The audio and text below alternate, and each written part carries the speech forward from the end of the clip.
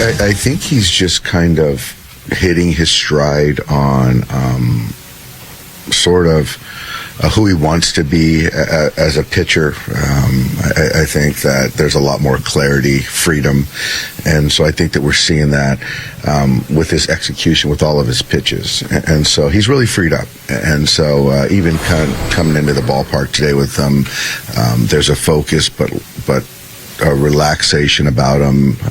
So I think he's energized, and I think he's going to build off that last start. With how the rotation is set up, how much value does it bring having him on the back end of the rotation, especially when you have like a younger player like Roki in the middle, and just kind of how it just sets not only the bullpen but the rotation into a good spot? I think we've done a really good job of kind of staggering or forming our rotation order with the left, right, having people around Roki.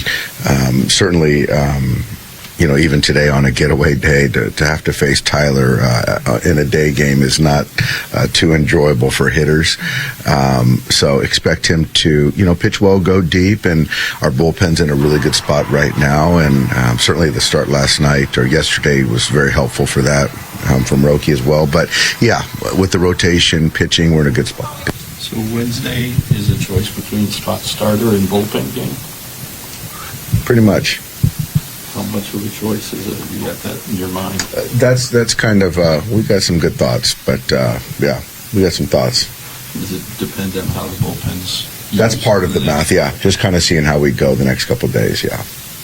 All right, today's going to be just the second time Tyler Glasnow's ever pitched at Citizens Bank Park. It's his first start there, D-Trent. I know you made 8 starts there, so what's the key to pitching well in that ballpark? Keep the crowd out of it and do not allow the Phillies to hit the long ball. Make them manufacture some at-bats against you. Very important, but also equalize the left-handed power that they have. Make sure you throw inner half, make them honor it, and throw that nasty breaking ball down in the zone to get some ground balls. Be efficient. Absolutely, and no free passes. Command that strike zone. All right, Dodgers trying to take 2 out of 3 in Philadelphia. The series finale is coming up. Joe and EK have the call. Take it away, guys. We will see you right here after the game. All right, John, they packed their Dodger gear. They packed their long sleeves. Frigid day, relatively speaking, here in Philadelphia. Low 50s as the Dodgers and Phillies wrap up this 3-game series in a rubber match. Joe Davis, Eric Karros, Kirsten Watson joins us in a bit. Phillies took the first game on Friday. Dodgers answered back 3-1 yesterday. Yeah, another comeback win for the Dodgers. Dodgers have had 7 of those this year. Now, 6 of them have been from 2 runs or less, so it's not like they're coming back from 5 or 6, although they did do that against the Braves. One of the reasons they've been able to do that, though, is because the bullpen has been great and the starting pitching has been pretty good as well. All right, speaking of the starting pitching, it was Sasaki yesterday, his best start. Tyler Glasnow goes today. He looked really good in his season debut last week. Oh, he certainly did. 8 strikeouts against the Atlanta Braves. Was landing the curveball a little more often than he had in the past. Threw the fastball as well. Look for this matchup. Schwarber, Harper, and Trey Turner, the big 3 for the Phillies. 6 for 31 with 15 strikeouts against Glasnow. Tyler Glasnow for the Dodgers. Christopher Sanchez for the Phillies. A pair of all-stars from last year. Good way for this fun series to wrap up. It's the rubber match between the Dodgers and the Phils, and it comes up next on Sportsnet LA.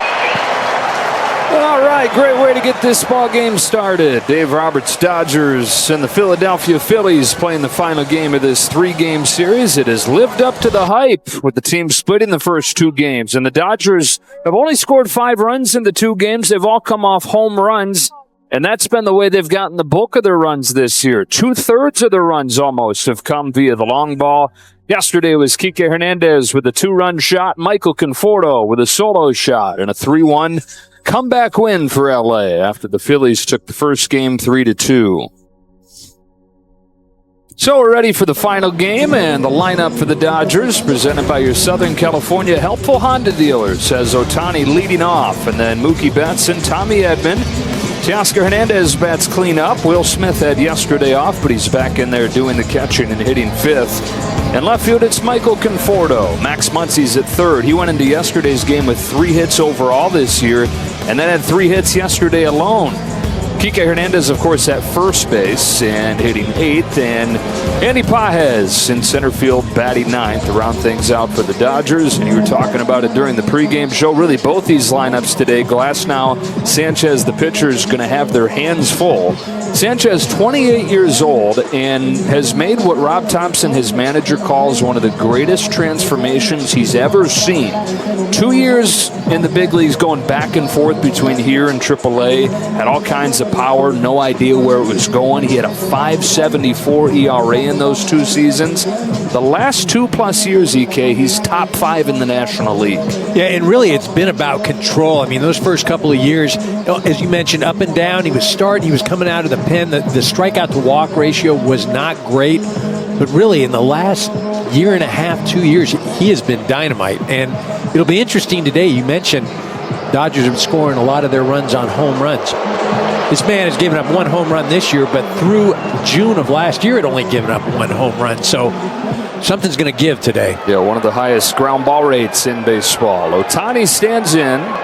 Dodgers at 9-1, the Phillies at 6-2. Off we go, a swing and a miss, and 96 from Christopher Sanchez. So he's an all-star last year, has that breakout season, then he adds 20 pounds this winter, and his fastball's up 2 miles per hour from what it averaged last year, and 4 miles an hour from what it was 2 years ago. Showed off that stuff against the Rockies in his season debut on Monday, going 5 1/3, giving up just 1 run.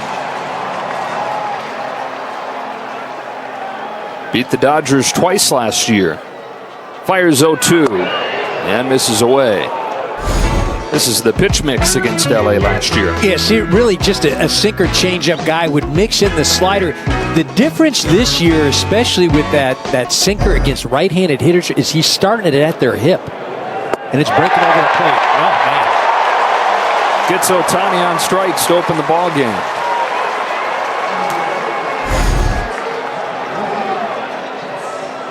This is lefty on lefty change, and you see that thing isn't running away. That's staying in. It's a great location, though, down out of the zone. Philadelphia. The Dodgers have a 2-0 lead over the Phillies and a home run from Teoscar Hernandez. And they've got the top of the lineup coming up and a light rain beginning to fall. Kind of a mist settling over Citizens Bank Park here. So ponchos coming out. Sanchez to Ohtani. Struck him out quickly his first time. Struck out the first 2 hitters that he faced, Ohtani and Betts, and it was like, uh-oh, this might be a long day. And then Hernandez got him with that 2-out homer.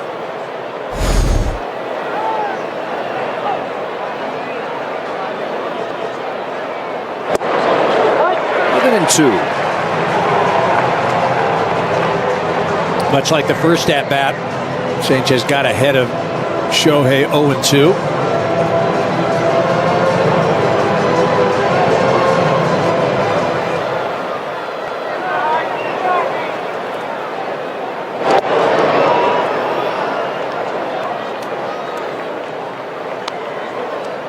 Breakout season last year and a new extension.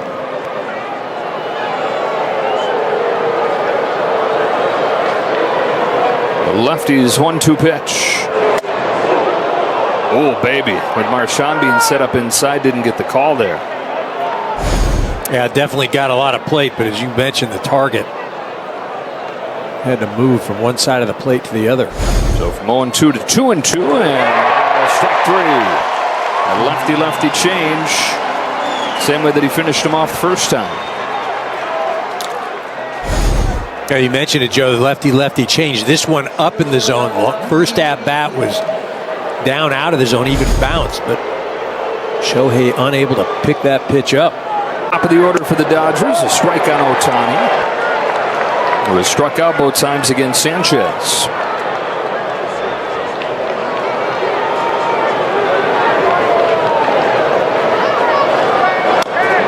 6 total Ks for Sanchez, and through 2 starts, his strikeout rate double what it was in his breakout season last year.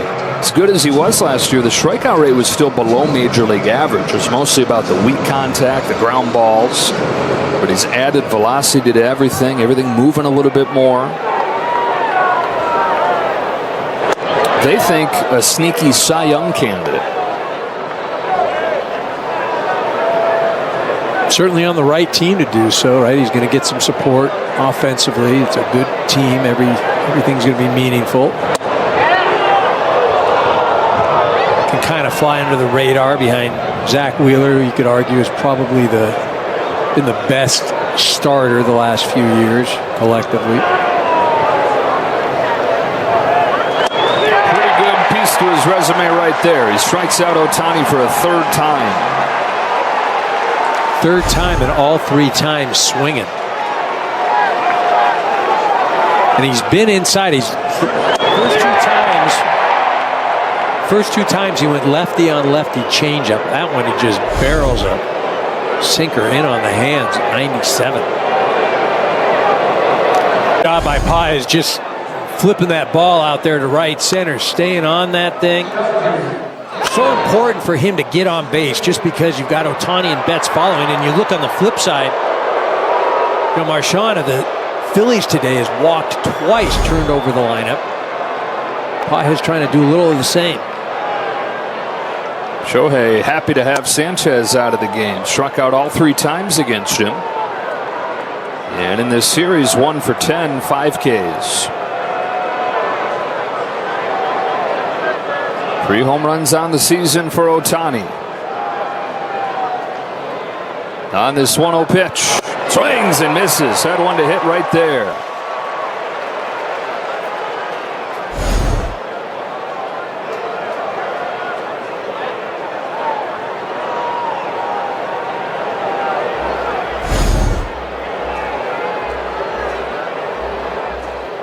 The 1-1.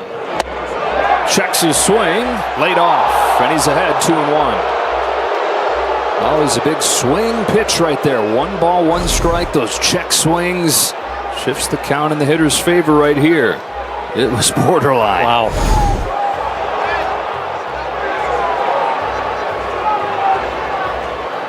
On this 2-1, Ohtani watches it take off. Ball 3.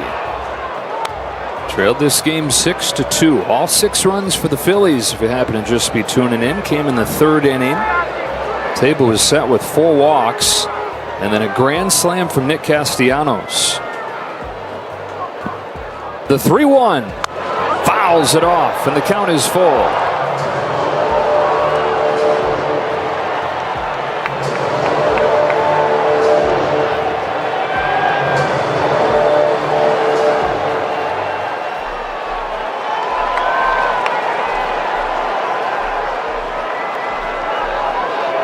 The payoff.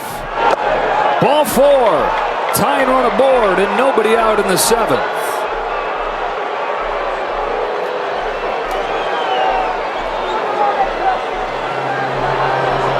Romano, who has yet to make a good impression on these Phillies fans, is hearing it. Ryan Kerkering gets ready. And Mookie Betts comes to the plate.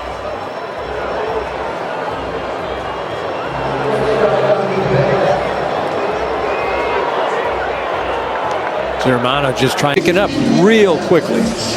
Well, this roller coaster of a game comes down to the 9th inning, and Jose Alvarado, who 2 years ago was one of the best relievers in baseball, had a 1.74 ERA. That ballooned above 4 last year. On to face Ohtani in the top of the Dodger lineup. Ohtani pops the first pitch out of play. Alvarado, a few scoreless outings to open his season, but then in his last game, gave up a run against Colorado on 3 hits and a walk. So he is gettable. Although when he's right, good luck. He has struck out 10 of the 18 hitters that he's faced this year. Is 0-1 to Ohtani. Grounded softly at first base, Harper to get Ohtani. So Shohei 0 for 4 today, and the Phillies hold him to a 1 of 11 this weekend. You know, Alvarado set up on the first base side of the rubber. So for a left-handed hitter, it almost looks like he's throwing from behind you. Again, you got that cutter. Speaking of having an immediate impact, I suppose Shohei Ohtani throwing another bullpen session with the Dodgers yesterday. Do we have a timeline maybe for his return to the mound? Yeah, Shay, I think we have to remember the Dodgers are looking at Ohtani pitching through the prism of let's get him ready for October. So he threw those 25 pitches yesterday. He'll continue to ramp up very slowly. I think if you see him pitching in a major league game in late June, that would be about the right time. If they get 10 to 15 starts and he throws 50 to 60 innings, they'd be thrilled with that, especially if he's healthy at year's end and is ready to pitch in October. Yeah, I mean, again, with the luxuries that the Dodgers have, they are in absolutely no rush to get him back. Yeah. Time for your best and bust of the week. I love that. Okay, there is a team in the NL West off to a very hot start. It is not the Dodgers. Who's standing out to you? Meanwhile, Jay, well, we know it's already been showtime at the plate, but what about on the mound? Shohei Ohtani throwing 26-pitch bullpen session yesterday before their game. The next step towards his return to the mound after right elbow surgery in September of 23. His second bullpen session since resuming his ramp up to pitching again, also threw in the pen on March 29th. Yeah. 壮絶な一戦が幕を閉じた。世界最高峰 Mlb の名門ドジャース。その主役はやはりこの男、大谷翔平だった。球場を埋め尽くす熱狂的なファンの視線は、ただ一人、二刀流の革命児、大谷翔平の一挙手一投足に釘付けとなった。快晴のロサンゼルス、陽光に照らされたドジャースタジアムは、まるで歴史が動く瞬間を待ち望んでいるかのように高揚感に包まれていた。今シーズン、数々の試練を乗り越え、打率268という数字以上の衝撃を与え続けている王や、その規格外の能力と人並み外れた精神力は、もはや彼が歩んできた道そのものが一つの伝説となっている。だがこの日の対戦相手も決して甘くはない。相手投手陣は大谷を完全に封じ込めるべく、徹底的な研究を重ねてきていた。ドジャースにとって負けられない戦い、大谷にとっても自らの進化を示す重要な一戦。スタジアム全体が息を飲み、期待と緊張で異様な空気に満ちていた。その中、1回表の大谷は最初の打席に立った。相手ピッチャーがマウンドで鋭い視線を送り、観客の歓声が静まり返る。最初の1球は外角低めへの鋭い速球。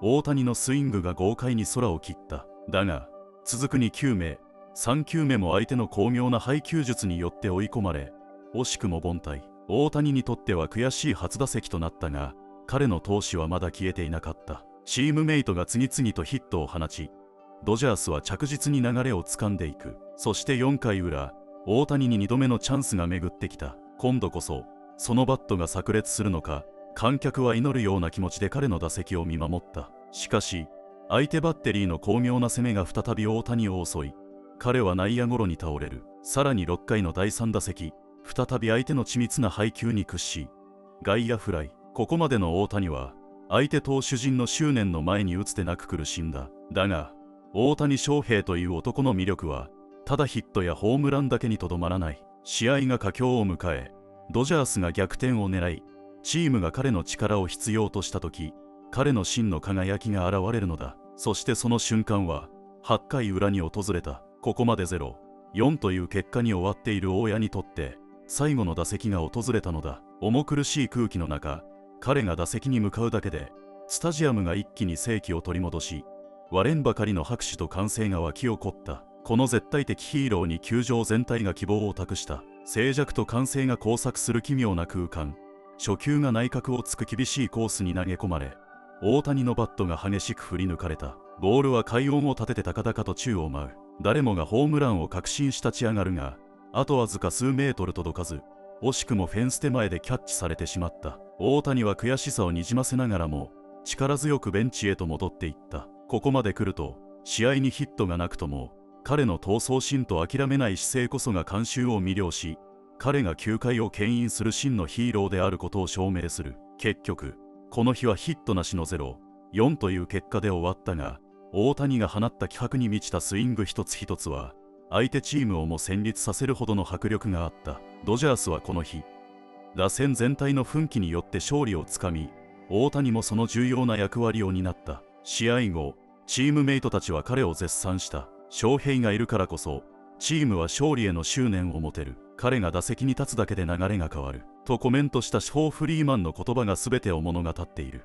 監督ロバーツも、ヒットの数ではなく、彼の存在感がチームの士気を高めている。と彼の功績を称えた。このように、数字だけでは測れない価値を持つのが大谷翔平だ。さらに、試合後に行われた記者会見では、大谷自身も堂々とした態度で、チームメイトへの感謝を述べ、次こそは自分の役割を果たしたい。必ず結果を出します。と力強く語った。その真摯な姿勢と前向きなコメントは、ファンの心をつかみ、すでに次の試合への期待感を高めている。シーズンはまだ続く。この日の大谷が放ったすべてのスイング、すべての打席が次への伏線となり、次戦でのさらなる爆発を予感させる。やはり、この男から目が離せない。全世界を魅了し続ける二刀流の至宝、大谷翔平の伝説は、まだ始まったばかりだ。